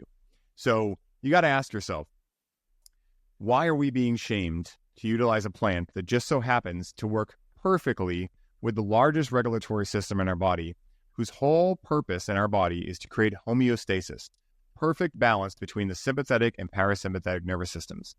And then you look at society and you start realizing that everyone, most people anyway, are very dysregulated in their nervous system. And being dysregulated in their nervous system creates a lot of friction in your life, right? It allows you to always be on the go, never sit with yourself long enough to ask yourself if you're happy, buy things to keep you happy and keep this consumerism going. And so really why the powers that be are scared of psychedelics is because they're scared that you'll realize their whole story is bullshit. The real reason the powers that be are scared of psychedelics, right, or were so reluctant to psychedelics for a long time, there's another whole thing I could tell you of why they're now supporting them, but one of the main reasons they're afraid of them is because they realize that when you connect with cannabis or connect with psilocybin, you could realize their whole thing is a complete and utter lie, right? That there's no reason you need to prove yourself to anyone. There's nothing you need except some good friends around a fire, some good food and a shelter over your head and clean water. That's what they're nervous about. That's why they're doing all these smear campaigns. That's why your parents believe that cannabis is going to ruin your brain. Cannabis and plant medicines don't ruin anything. Trauma that is unresolved is what is really the gateway drug. That's what it is. Okay, then. I'd agree with that. Yeah. Okay. I want to take one little backtrack. You talked about the psychedelic side effect of cannabis. And I'm curious how you discovered that and how people can tune in and tap into that more. Yeah, another great question. And I mean, I discovered this, I didn't call it that for many years, but I discovered it my first couple of times I ever connected with cannabis. I had an experience, one of the first times that I was connecting with cannabis, where I was out on my parents' deck with some friends, and I took 2 hits, and I felt like my feet were endlessly falling into the floor. Like, I don't know how to describe it other than that. They felt like they were endlessly falling into the floor. Then I had a couple of experiences. I remember one time when I was right around 17, I smoked a blunt with a friend, and my vision kept going in and out super fast. That was definitely a very psychedelic experience, challenging one at that. One thing I'll add here is that cannabis, although it's not traditionally seen as a psychedelic, is, in my opinion, the hardest psychedelic to work with at higher doses. Even things like 5-MeO DMT have not been nearly as challenging for me, and Aubrey was one who talked to me about this too, as taking a strong edible. Now, inhalation methods are going to be potentially less psychedelic than edible methods and ingestion methods. One of the reasons for that is that when your liver metabolizes delta-9 THC, it gets converted into a totally different cannabinoid called 11-hydroxy-THC. And so edibles can be a great way to be able to increase the potentiating effects and strong effects of psychedelic cannabis. That being said, also, though, 11-hydroxy-THC is like 1 to 7 times more intoxicating to the CB1 receptors than delta-9 THC. So be aware, if anyone listening to this, I'm going to go try an edible. I haven't tried one yet. A couple of the things you can do, though, is a couple of things can enhance psychedelics' intoxicating effects. And those things are eating mango before you connect with cannabis, because mango has a terpene called myrcene within it. And myrcene increases the blood-brain permeability of delta-9 THC to more easily and effectively cross the blood-brain barrier. Translation, you get a lot stronger intoxicating effect much quicker. Second thing is dark chocolate. Dark chocolate has anandamide in it. Anandamide is an endocannabinoid. Ananda comes from the Sanskrit word bliss, and it is an amazing thing to potentiate your experiences with. So if you eat dark chocolate beforehand that has anandamide in it, you'll have more anandamide on hand from which to have a more blissful experience. And the third thing, and actually I'll have a fourth thing too, but the third thing is CBN. Now, CBN can also enhance the psychedelic effects of cannabis. I can't really explain how this works. There's not really science out on it. It's just something I've field tested time and time again. CBN is technically degraded THC, so I'm not sure if there's some kind of communication between the two, but that will drastically increase the psychedelic effects of the plant. And then lastly, breath work will make cannabis very psychedelic, and I'll explain why. So cannabis produces melatonin in the brain, and melatonin acts as a precursor for endogenous DMT. So when we breathe, one of the things that we're producing is this endogenous DMT with our lungs. So when we have more precursor on hand from which to create DMT, the translation of that is a much deeper and more powerful transcendental experience. So there's always that one person that's like, all right, so I'm going to eat mango, eat dark chocolate, take some CBN, and do breath work. I'm like, be careful, right? Like, you can really fuck around and find out. I mean, cannabis is not an easy medicine to work with when you get into higher doses. That's why I always tell people, like, even though, yes, I'll talk about cannabis being a psychedelic, I'm not saying that you should slam it and take as much as you can to turn it into a psychedelic. You don't need that. It's that cannabis's psychedelic effects are subtle, right? Like a idea is a psychedelic experience, right? You just access the subconscious and had something come through. That's psychedelic, right? And so the idea is you want to practice minimum effective dosing, because one of the best things about cannabis, like I was mentioning in the analogy with the mom with 4 kids, is that cannabis is able to have you integrate while you're still in the experience. So a lot of people have a challenge integrating after they come out. They have this grandiose experience on ayahuasca and they come back and what do I even make of that? Cannabis, you could go into a ceremony like, I'm experiencing a creative block. I'd like to get some clarity on that. Get an idea like, oh my God, I want to paint. Why haven't I painted in so long? Oh my God. And you could take out your phone and sign up for an art class right there or buy a paint kit, right? You can integrate on the go. It's just a lot more challenging to do that when you're on a high dose of mushrooms or LSD, et cetera. And that's why I think that one of the many reasons I think that when we talk about cannabis as a psychedelic, I don't want people to think they have to slam it with high doses, right? Like the goal with cannabis is to be able to do what I just mentioned, right? Be able to be in that Goldilocks zone where you're in the experience, but you're able to integrate on the go, because your life doesn't change really from the plant medicine. It changes through integration. It changes through integrating what the plant medicine showed you into your day-to-day life. And that is what a co-communicative and co-creative power couple dynamic with cannabis is all about. The plant may give you the what, but now you get to go figure out the how. And when you have that going on, I mean, look at a coach-client relationship. A coach will open up awareness for you and then give you accountability to go do. And if you show up and you haven't done it, you can't move forward in that relationship. So that's where a lot of people are stuck with cannabis, because they've never actually done anything to figure out and integrate the things the plant's showing them. So the plant just starts going, okay, I guess you don't want to see that, because if you're not creating an intention consciously, it's not like one doesn't get created. It's just whatever's rattling around in your unconscious. So if you want to numb out, tune out, get high, get baked, whatever, well, that's what you're going to get, abracadabra, as Mark says. So, yeah. I love all of that. Love it all. Love it all. Yeah. One last question before we fully start to wrap up. Any tips for anybody to approach cannabis with an intention? If they've ever gone into it with an intention? Yeah. What I will tell you guys is that intention can be super simple, right? Like in the spiritual communities, I think a lot of people have this fear of, is my intention intentional enough? Is it grandiose enough? Do I want to be a star seed exploring the nebula galaxy, right? Like intention can be that, right? You can totally do that. That's fine. But it can also be, I want to experience the most happiness I've ever experienced in my life. I want to figure out like what a creative block is. I got into an argument with someone that really matters a lot in my life, and I want to see where maybe I have a play in this side of the bargain. It could be anything. And at the end of the day, the most important part of intention is to surrender to how it gets given to you, right? So like you might wish for the most happiness you've ever felt. And in that experience, you might go through something very fearful or very anxiety provoking, because the plant's going to go, well, I could open up happiness in your life and feed you for a day, or I could help you go through what's preventing you being happy all the time. And so I always like to tell people this or something better, right? So if you make an intention like happiness and you start experiencing anxiety, pattern interrupt yourself. Great. This is perfect. This must be exactly what's standing in my way of discovering more happiness in my life. Thank you, cannabis.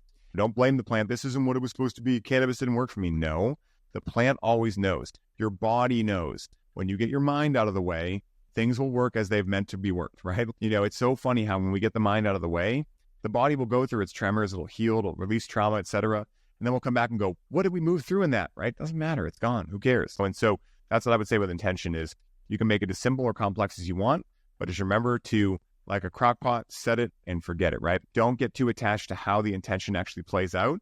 Just set the intention and actually completely get away from it. And there's something new that I've been diving into that I don't have everything worked out for yet, but I'll give as a little side quest here, is when you look at it, the subconscious actually works more on color and shape than words and text. And so there's actually like a thing you could do where you can take an intention, say if you want to write out, I am experiencing more happiness than I've ever experienced, or I want to be happier than I've ever felt. What you can do is first take all the vowels out of that, then take all of the repeating letters out, and you'll be left with a sentence that looks like shenanigans. Then what you do is you draw those letters, right? So say you have a B and a W and a U and I don't know, Y and a Z. I don't know why it's all those letters, but say you have that. You draw that into an image, right, that embodies those letters, but you basically make a sigil out of it. And so that sigil represents to you being happier than you've ever been before. And you meditate on that image before you go into your experience and get that lodged into your subconscious. And then anytime that you're feeling like upset or whatever, you can just feel into that image and it will get you back to a state of happiness. That's what I'm working on now with sigils. That I think is really powerful stuff and just super cool. I'm always looking into new things and trying things out, fucking around, finding out, and that's one of my newest things. So yeah, I hope someone tries it out. It's really powerful stuff. I really like how you mentioned it can be simple. It doesn't have to be this big, complex, complicated intention. Yeah. It gets to be simple. Life gets to be simple. And I love the comment, you set it and forget it, which I love that too. Silly sayings are the other thing that flows through me besides analogies and quotes. So that's my third thing. So I've dropped them all in this. I love it. I love it. So I typically end my podcast with 2 segments. Have you heard of Jay Shetty? I have heard of Jay Shetty. Yes. So I like Jay Shetty. So do I. He's got a podcast called On Purpose, and he ends his podcast with these 2 segments, and I started incorporating them. So the first segment is called The Many Sides to Us. There's 5 questions that have to be answered in 1 word. Okay? Okay, cool. Number 1, what is 1 word someone who is meeting you for the first time would use to describe you as? Joy. Number 2, what is 1 word that someone who knows you extremely well would use to describe you as?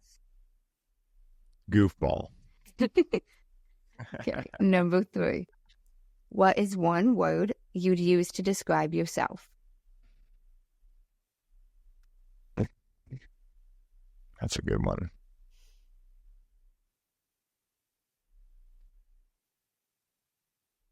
Kind. Number 4, what is 1 word that someone who didn't like you or agree with your mindset would use to describe you as? That's a good one too. I'm trying to think of what some of my trolls have said recently. Let's see. Dangerous. Okay. Number 5, what is 1 word you're trying to embody right now? Let's see for that one. I know how I want to say it. I'm trying to find the perfect word. Let me see.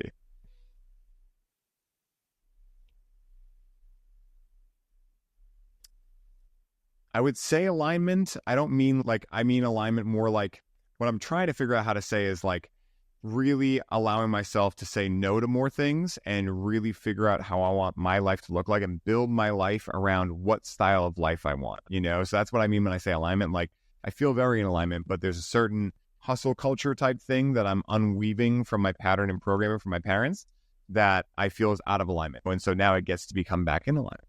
So yeah.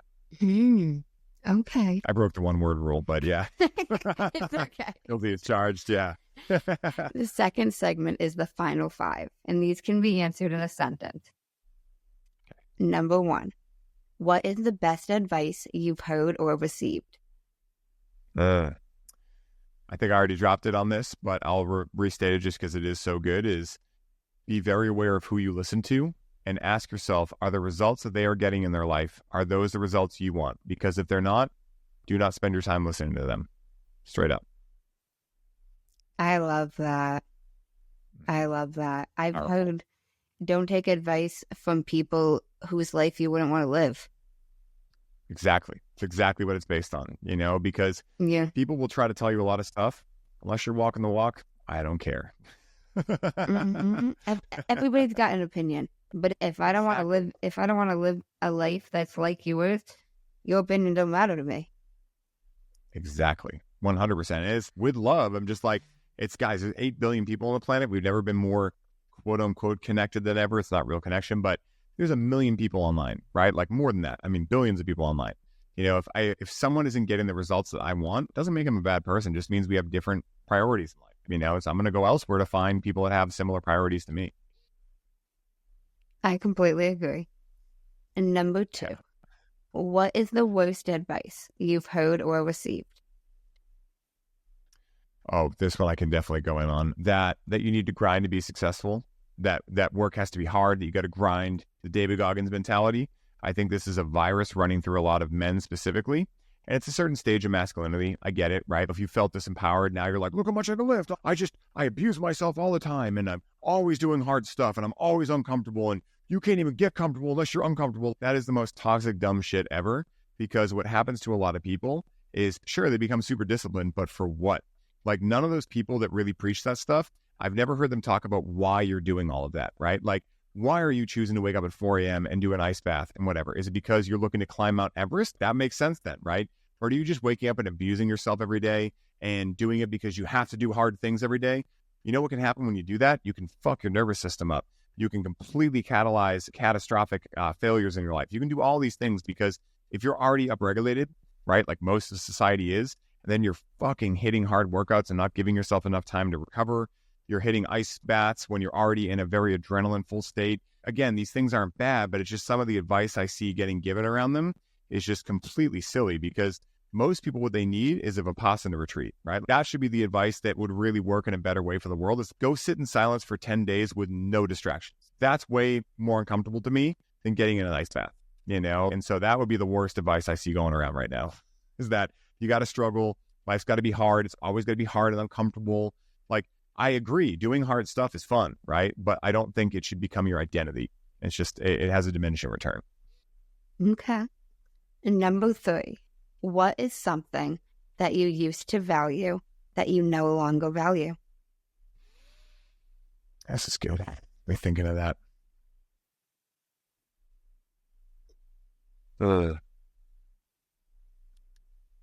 I feel what I want to say. I'm trying to figure out the best word for it. Well, no, I can do a full sentence here, actually. Yeah. So I would say that I used to value feminine energy a lot more in my life. And I'm not saying it's bad. I'm not like saying I don't, value women and nothing like that. Right. But what I'm saying is that I used to be way more in the feminine spectrum, where I would just I would hang out a lot. I didn't have a business. I wasn't really driven in life. Like, I enjoyed that. That was a part of my evolution, and I'm very grateful for it.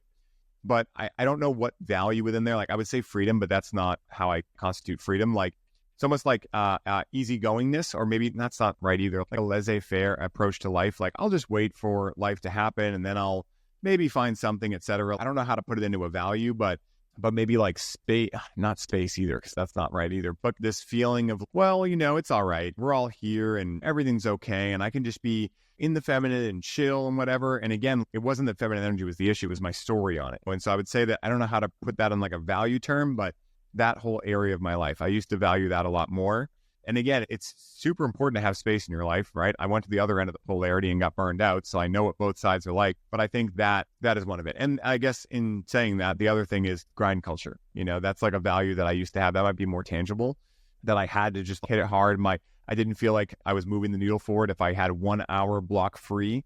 Like, I used to value really waking up and trying to figure out, like, how am I going to eat 3 meals today? Like, where am I going to fit that in? Like, that used to be like, yeah, I'm doing hard stuff. And just one of those things that I started realizing, dude, you got to love yourself, bro. Like, this is a long game and it's a marathon, not a sprint. And if you keep doing this, you're just going to burn out. So both sides of that polarity, the complete comfort or the complete discomfort, are 2 values that I don't resonate with as much as I once did.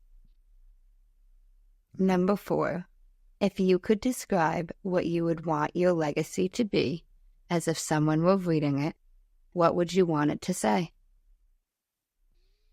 Like a eulogy type approach type thing? Yeah. Okay, cool. I've thought about this a lot. I actually have people, this is another thing I'll drop. Writing your own eulogy can be really powerful, because think about it, right? What we talked about in this conversation is like all these things that could try to program you, right? Not from a victim point of view, but like parents telling you what they think is going to be best for your life. Society telling you what they think is going to be best for you, right? You know how to know what you really want out of life? Write your own eulogy, right? There's no money that matters, no assets that matter. You're in the coffin, you're dead. So how do you want to be remembered by the people around you? So I have people do this with cannabis. I have them connect with cannabis and write their own eulogy. So I'm excited to dive into this, because this is something I spent a lot of time doing. All that matters to me is that people around me know that I loved them, that I wanted to bring them together, and that I laughed as much as possible and let everyone get unadulterated in life, right? That's my ultimate mission here, is to be the jester, is to be the inner child that allows people to realize that, hey, you might have gotten taller.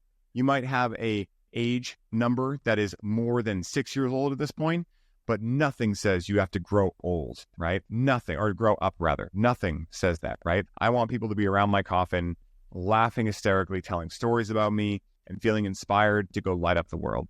That's my legacy, straight up. That is so cool about the eulogy, like writing, and such an interesting perspective. What would you want it to, like, wow, the assets, the things, like, they're not going to, wow.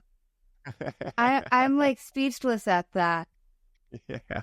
And when you get into the subconscious with cannabis, a lot different stuff comes out, So you could try it in the sober state first, write your eulogy, and then connect with cannabis, be your own little scientist, right? And see what is accessible with cannabis that isn't, and then figure out why. And that's a lot of what we're doing, and all the stuff we do is do it sober, do it altered, what was different, now figure out why is it different.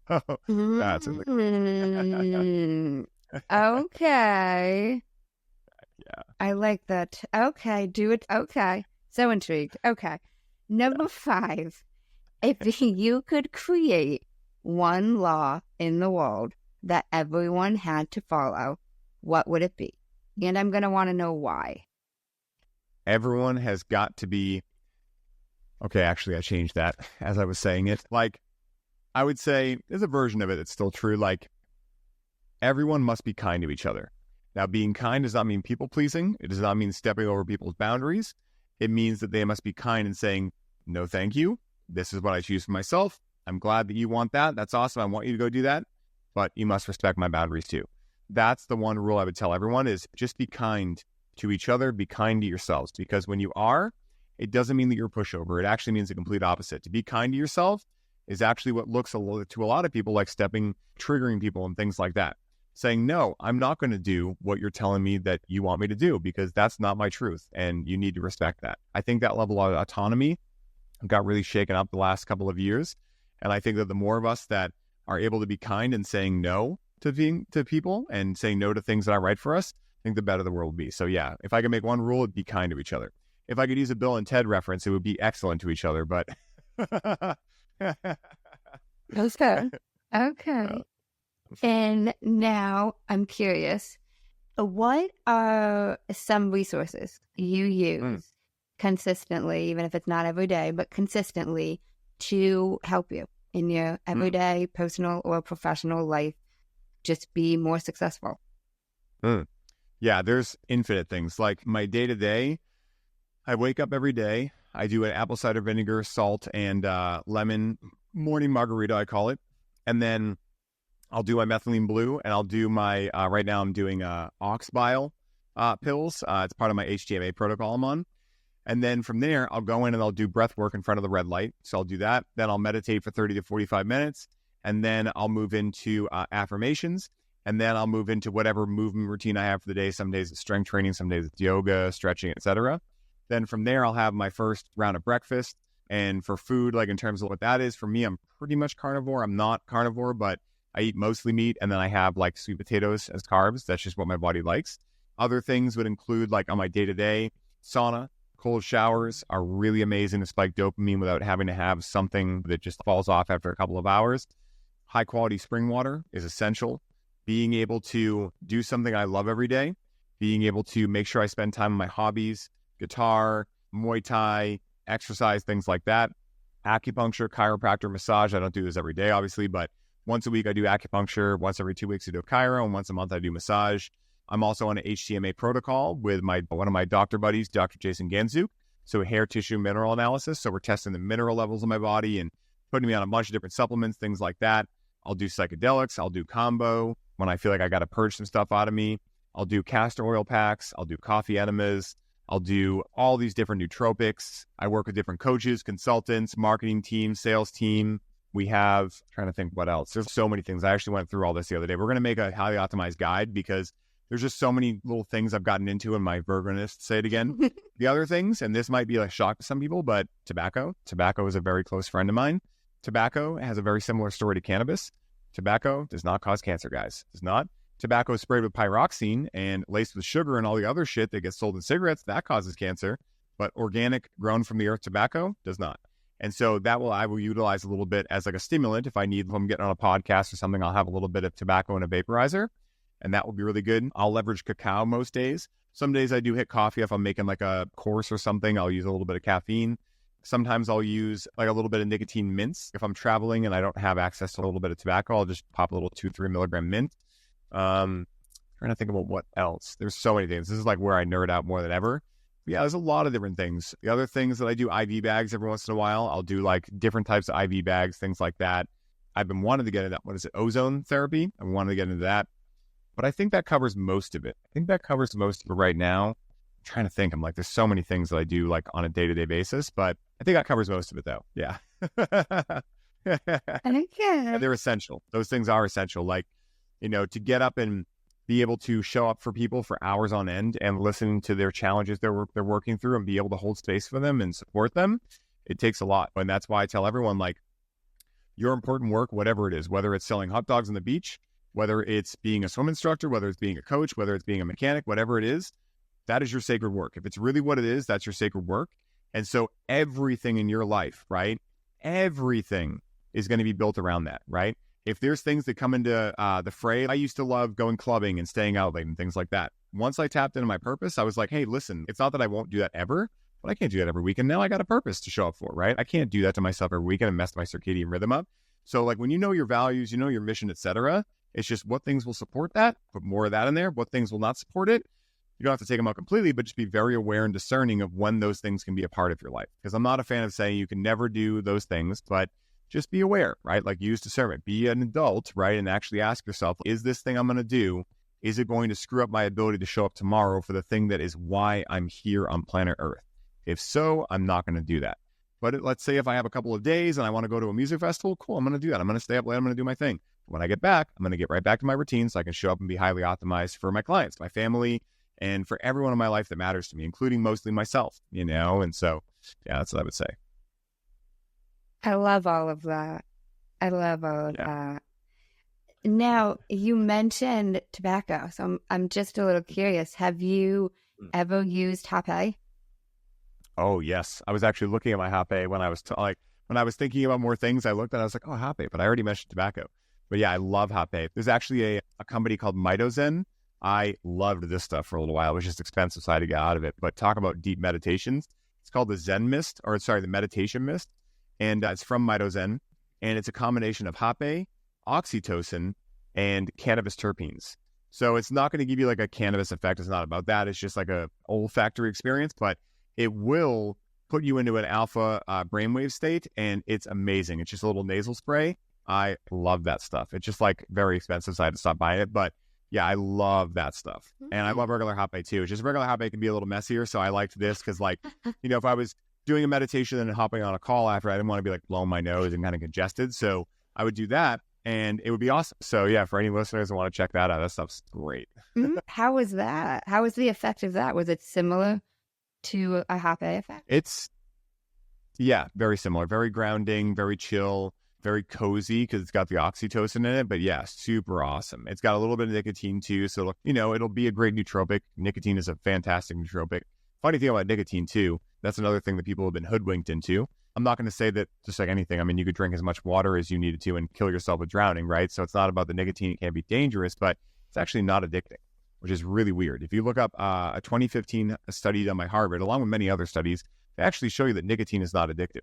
What is addictive? There's a psychological component to anything, right? If you've ever seen My Strange Addiction, people get addicted to eating couch cushions. So anything is able to have an addiction around it, but a physical addiction, nicotine does not have. Now, when you get into cigarettes, you're dealing with pyroxene and all these other chemicals. And I want people to do their research on this. Don't believe me. Like I say about everything, don't believe anything I say.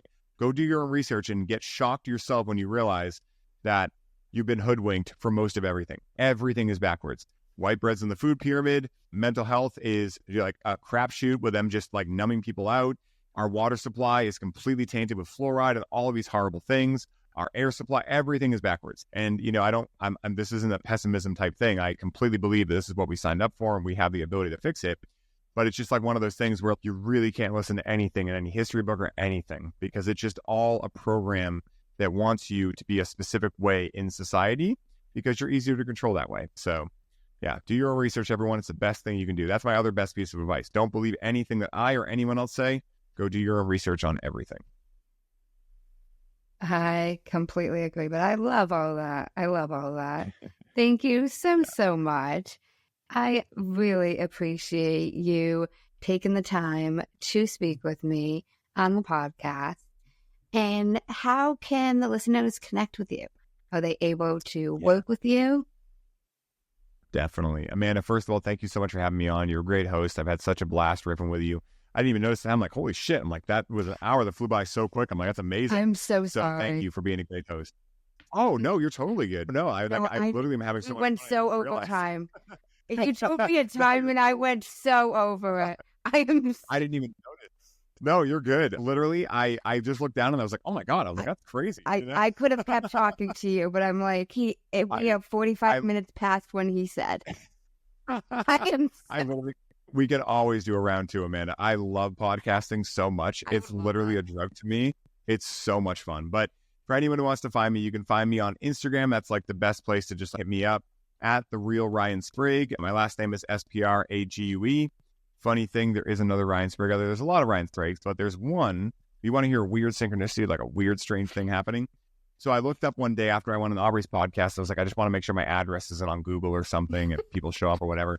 So I looked up my name and what pops up, nothing about me, but this other guy, Ryan Sprague, pops up, who is the host of Mysteries Decoded and a regular on Ancient Fucking Aliens. And I'm like, are you fucking kidding me? I used to get baked and watch Ancient Aliens when I was like in my teenage years. And I'm like, how did this happen? So him and I had a great conversation and laughed a lot about that. But you can find me on Instagram at The Real Ryan Sprague. You can also, I'll give it to you for the show notes, but we have the Conscious Cannabis Guide for anyone who's, I want to dive in and learn more about this. Great, completely free. You can download that. You can also check out the This One Time on Psychedelics podcast. That's one we have running right now. I'm really feeling like bringing the Highly Optimized show back soon, but like you and I were talking about before we hit record, 2 podcasts is crazy, so I got to figure out what to do with that. But right now it's on This One Time on Psychedelics. And then if you're curious about what we do, there's 2 main ways you can get involved. Number 1, Breathe with Cannabis. $55 a ticket, virtual. You can show up anywhere and have the experience that Amanda and I were talking about. For those of you who want to go really deep into a full transformative experience over a 6-month container, we have the Conscious Cannabis Collective that is based on allowing you to fix and heal your relationship with cannabis and to yourself so that you can open up the ability of the plant to be a spiritual aid and ally in your life to heal trauma and increase self-awareness. and really join the community. We have people all over the world in there. It's so much fun. And once you graduate the CCC, for those that are interested, you can apply for our Coach with Cannabis program, which is our certification program, where we actually help you with getting set up with the skill set, but also we help you with the business side as well. So those are the best ways you can find me. And again, it's been so much fun, Amanda. I've had a blast. Thank you. So have I. And I will link all of Ryan's info directly in the show notes so you guys can connect with him. And thank you so much, Ryan. I really appreciate it. And we will definitely have to record another podcast because I have so many more questions and so much more I could just say to you. I am Thank so you. fascinated by all the things you're doing. I really am. But thank you, Amanda. Yeah, thank you so much. So excited for round 2. Me too. And thanks, guys, for tuning in to another episode of Mander's Mindset. Woo! Thank you. Hey, guys. Mander's here. And here are some key takeaways from my conversation with Ryan. Ryan and I talked about the transformative power of combining cannabis with breathwork and how it can lead to transformative, life-changing experiences. Ryan hosts a Breathe with Cannabis workshop where intentional use of both of these modalities are combined to create a powerful psychedelic experience. I have not personally had the opportunity to attend a Breathe with Cannabis event yet, but stay tuned because I absolutely will be, and I will let y'all know how amazing my experience is. Ryan and I also talked about intentional use with cannabis and being mindful when you're using it and how that is so crucial because it can help break your dependency and foster a healthier relationship with the plant. Ryan and I also shared some practical steps to overcoming cannabis dependency, whether that's conscious use, self-reflection, and mitigating the stigma that society puts on cannabis, because there is still some stigma around it. There are people who see it as a quote unquote drug. So mitigating those stigmas. Lastly, Ryan and I talked about integration and how integration is so crucial to help transform and grow through these experiences. By integrating, it helps you process what you experienced in these modalities and integrate the experiences into your daily, everyday life. Well, I really hope this was informative, and I hope you guys learned some new information about cannabis, can approach your cannabis consumption more mindfully, more holistically. And if you have any questions about cannabis, about any of the amazing work Ryan does, I highly encourage you to reach out to him. As I'm sure you could tell, he is such a down to earth, easy person to talk to, really fun. We went 45 minutes over what we were supposed to record. I could have talked to him all day. I hope these insights inspire you to explore cannabis and breathwork and intertwine the two in your own journey. And Ryan does host Breathe with Cannabis virtually. So no matter where you are in the world, you can experience the mindful connection of this workshop. And although I've never experienced it, I highly recommend you guys consider attending a Breathe with Cannabis workshop because it will allow you to approach breathwork and cannabis in a different light. I hope you found this information helpful. Hope you enjoyed this episode of Mander's Mindset. As always, if you enjoyed this episode, I'd really appreciate it if you left a review, left a 5-star rating, and shared this episode with anyone you think would benefit from hearing it. As always, guys, in case nobody told you today, I'm proud of you, I'm rooting for you, and you got this. Thanks, guys. Until next time.